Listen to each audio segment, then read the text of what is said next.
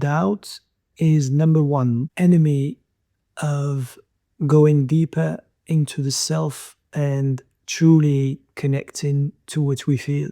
Doubt creeps in when the mind is not sure of what is happening and want to make sense of the experience. It always wants some kind of logic to express itself and also to understand how to put this knowledge in the world and how to use it in a way that can be practical for us. This is our way of surviving in the world, and this is a natural way for all of us. But when it comes to getting deeper into the self and getting into knowing this energy that is inside ourselves, because let's also explain it, we are not what we think. This is the first condition that we need to acknowledge and to realize before trying to go deeper into the self. We can be aware of our thoughts, and our thoughts do not drive us if we are conscious of ourselves, of what we are. Our thoughts drive us only if we are unconscious, and most of the time we survive, and that means we go on survival mode, mechanical mode, automatic mode. That means our experiences in life are defined by our thoughts, and our thoughts stem from our experiences, our belief system, and other people who told us something. So that's how we learned, and then we put everything in the back of our mind and we cabled everything in a way that we survived in this world. But this is only what we think and not necessarily the reality of what we are. There is a difference between the reality that is defined by our mind and the reality that is stemming from inside ourselves. We are much more than our thoughts. We are beings who can really connect to everything, can understand something beyond what we see, what we hear, what we think, what we touch. We have the potential to go much beyond what we are limited with in our mind. So that's why it's important and interesting to connect to this truth that is inside of ourselves. Once we get in touch with this truth, we are able then to create a new world around us. Things start to manifest, to happen. If you connect with yourself, and if you have this understanding of what you are, then really you can attract love, you can attract work that is really suitable for who you are. You will be more authentic with yourself, you will be more authentic with others, and so on. This is the basic idea that we need to adhere to before we go deeper into understanding how to connect with the depth of which we are. If we do not adhere to this idea, and if we are only in our thoughts, then it becomes difficult for us to really make sense of our experience and open up to this deeper experience that is beyond the surface, beyond our thoughts. So let's say we all adhere to this concept and we agree that there is something much deeper than just our thinking and how we define the world by our experiences and our belief system and our judgments. Now, we open up to ourselves and we decide to go deeper. Once we start realizing that there is something inside ourselves, and that starts from the energy that we feel inside ourselves, because we are made of energy. Energy is circulating in us, is vibrating in us. Everything is moving in us and nothing is static. Because of that, then we are made of energy. And this energy is our gateway to understanding this self, this precious self, where everything starts from there. Everything can be built from understanding this energy. So one basic idea before we can go further is to analyze the energy that you have. Analyzing doesn't mean thinking about it and reframing it in thoughts and belief system. That's what we are trying to escape from. We're trying to define ourselves by experiencing the energy that makes us.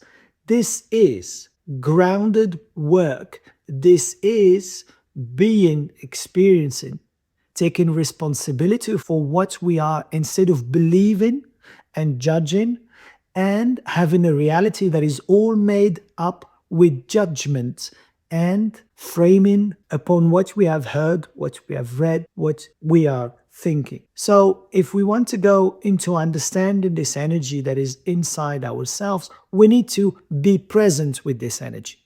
We can develop many ways to be present with energy. we can start with an easy way, that's just rubbing the hands. If you rub your hands, which is the basics of energy, and then you can just take them apart and then feel your palms. You start maybe feeling the tingling in your hands. This is due to the warmth, but also to starting feeling the energy that is in your hands. This is the first step. When you start feeling this energy, then you can do the same thing with other parts of your body. You can rub your arms, you can rub your legs, you can rub your foot, and then you can start actually being conscious of slowly energy that makes up your total energy of your body. Then your mind started to surrender to this idea of you are not physically solid. Yes, it is defined in this word, and we are solid to be able to survive. But much beyond this solidity, there is vibration and there is energy. And the best way to approach this energy is to feel the energy in the body. So you start to get closer to the energy of your body and you build up this energy in your body so it allows you to unlock a new level of understanding, a new level of getting deeper into understanding the self. Once you have done that, then you can go deeper and start finally to be focused on this energy that is inside yourself. There are different layers of energy. This first energy that we just talked about, that we can access through rubbing our hands, it is just the first layer. This is the external energy that we have in our bodies that you can feel. Even if I do like this in our hands and I come closer to the palm of my hand, I can feel the energy just around the palm of my hand. And this is the second step. You can start interacting with this energy. Feeling, then interacting. And then you can go into being present, so meaning you focus on this energy by being still. This is going into the domain of meditation. You sit in meditation, you start feeling this energy going through your feet, through your legs, through your shoulders, and developing a very close relationship with your body, with this energy that is inside your body. Once you have done that, then you will start feeling the energy moving by itself. Because what was static in the beginning is also moving right now. And you are aware of this movement of energy because this is life that is inside of you and me. It is moving by itself. It's connecting the dot. It is opening our consciousness to the fact that we are not static beings, that we are changing and moving all the time. This is important for the mind because the mind again goes deeper this time because it can feel this energy moving. Oh, okay, now I can surrender to this energy moving. Now I can go into understanding that this is how it works. I am not static. I am thinking that I'm static. This opens the mind to new possibilities. As you can observe and notice, everything in this process is about working with your mind.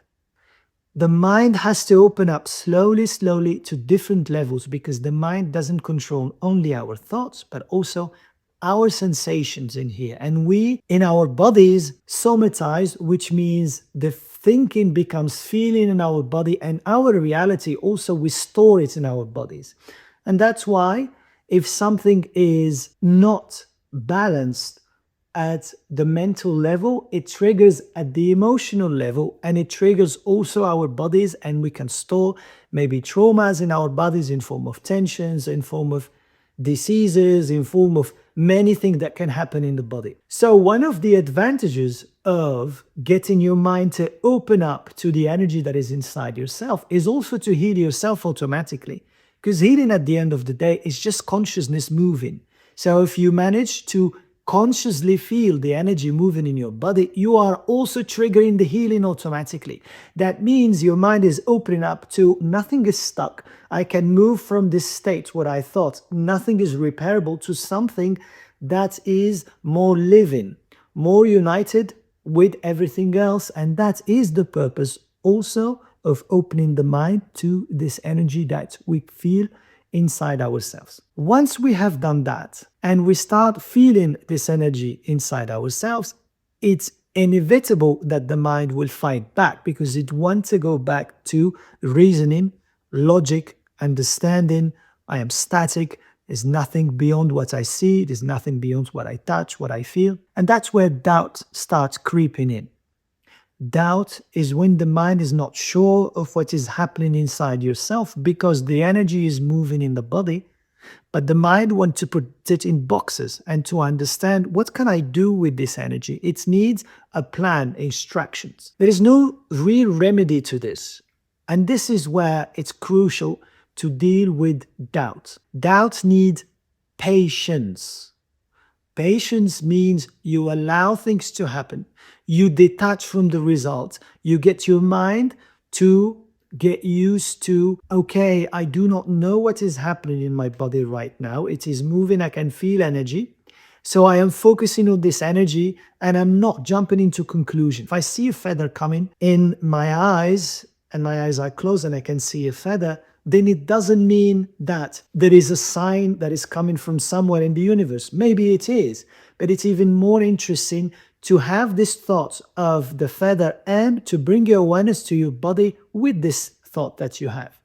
What is happening exactly in your body, how you feel the energy in your body, and how you allow your mind to detach from what you feel, what you think, etc. This is the basic of meditation. That's why we meditate daily, and that's why we develop meditation, because it allows us to detach from the experience and allows us to develop ourselves in a way that our consciousness grows and we can go deeper and deeper into ourselves. So once you start detaching from the result and being more and more patient, this also reflects in your life. You become more patient with many things that you think they are bothering you because you detach from the result. And this is also very useful for not being good enough.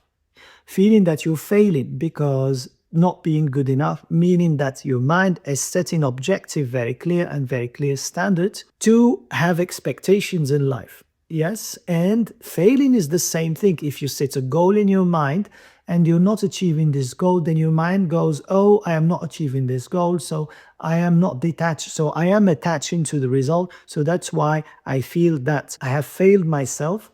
And though there is no failure in this, there is only experience, and there is only going into a deeper understanding and opening your consciousness to what you are. The more you detach from what you expect, the more your mind relaxes and the more you live a more peaceful life, because peace is all about acceptance of what is happening and not trying to reach against something that your mind thinks it's good or bad. You can set a goal, certainly it is possible, but more importantly, detaching from the results, because detaching from the results can show us so many things.